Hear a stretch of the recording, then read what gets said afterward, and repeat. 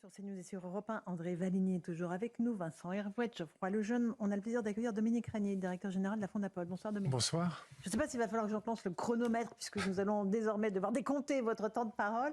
Cette question de la liberté d'expression qu'on évoquait juste avant que vous n'arriviez, elle est centrale, évidemment. Ah, bien sûr. La décision du Conseil d'État qui demande à l'Arcom de mieux surveiller les médias, parce qu'il n'est plus question de nos chaînes, il est question de l'ensemble des médias. Elle vous paraît justifiée ou pas du tout? Alors non, ça ne me paraît pas justifié. J'apprends là, en écoutant avant d'entrer en plateau, j'ai appris que ça n'était pas réservé non, à notre ce qui paraît quand même être une relativement bonne nouvelle dans cette mauvaise nouvelle.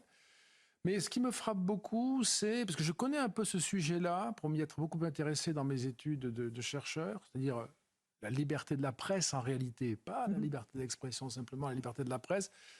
Nous sommes en train de revenir, il y avait eu des alertes un peu par-ci par-là, nous sommes en train de revenir à la situation antérieure à 1881. Oui, une vraie régression, quoi. C'est-à-dire une censure, là cette fois-ci ça deviendrait une censure par contingentement et surveillance. C'est une nouvelle forme, mais ça relève quand même de cette catégorie-là qui revient à asphyxier la prise de parole, le débat public, à empêcher quelqu'un de dire quelque chose alors que ça pourrait intéresser le débat au motif qu'il dépasse un quota assigné a priori à un tel contenu. Ça, c'est la première chose. Sur CNews, en partant d'une requête de Reporters sans frontières exigeant le pluralisme au-delà des seuls invités politiques, vous ne vous êtes pas encore exprimé sur cette décision, sur ce précédent. Comment réagissez-vous ? Moi, je ne suis pas très étonné parce que ça fait quand même un petit moment que ça couvre tout ça. C'est-à-dire là, ça devient enfin visible.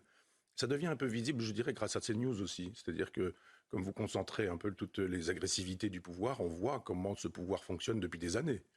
Si vous permettez que je parle de moi 2 secondes, moi je suis interdit de service public depuis 6 ans. Ça ne gêne pas ces gens-là de nous parler de la pluralité. Quand on voit sur le fronton de Radio France, France Culture, l'esprit d'ouverture, on rêve.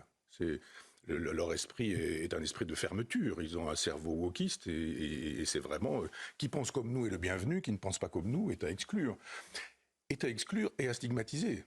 C'est-à-dire à salir, à détruire, on nous fait porter, ça a été mon cas, hein, on nous fait porter des uniformes nazis, miliciens, etc., fascistes.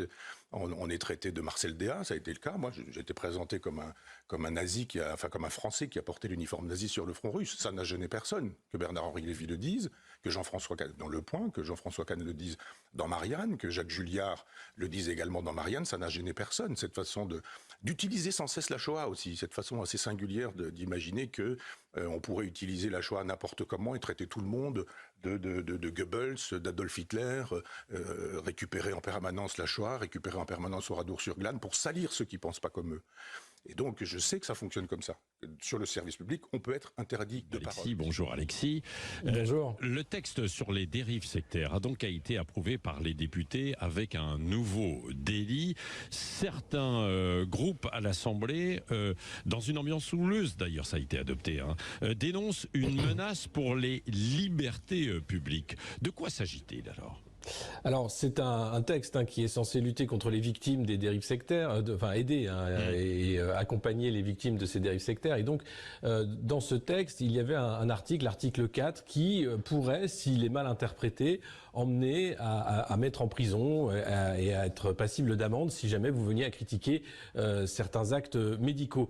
Et on voit que derrière cet article 4, il y a une visée politique, clairement, puisque le retour dans l'hémicycle de l'ancien ministre de la Santé, Olivier Véran, s'est fait en critiquant et en attaquant immédiatement Didier Raoult comme gourou. Olivier Véran dit qu'il a fait des recherches sur Google et qu'en tapant Raoult et gourou, il avait plus de je sais pas combien de milliers de résultats. Moi, j'ai tapé Olivier Véran clown sur Google, il y a eu 122 000 résultats. Oui. Et Didier Raoult gourou, il y a eu 9 000 résultats.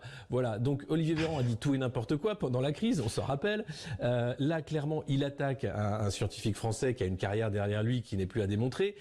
Et toute la question, c'est qu'est-ce qu'on veut mettre dans cet article 4 ? Il faut rappeler que Didier Raoult était critiqué parce qu'il avait, au début de la crise, utilisé la chloroquine et Sandra Agresti-Roubache, qui est ministre du gouvernement, était sur tous les médias pour dire qu'elle avait été sauvée en quelque sorte par Didier Raoult et l'IHU grâce à la chloroquine. Ça, c'était au début de la crise.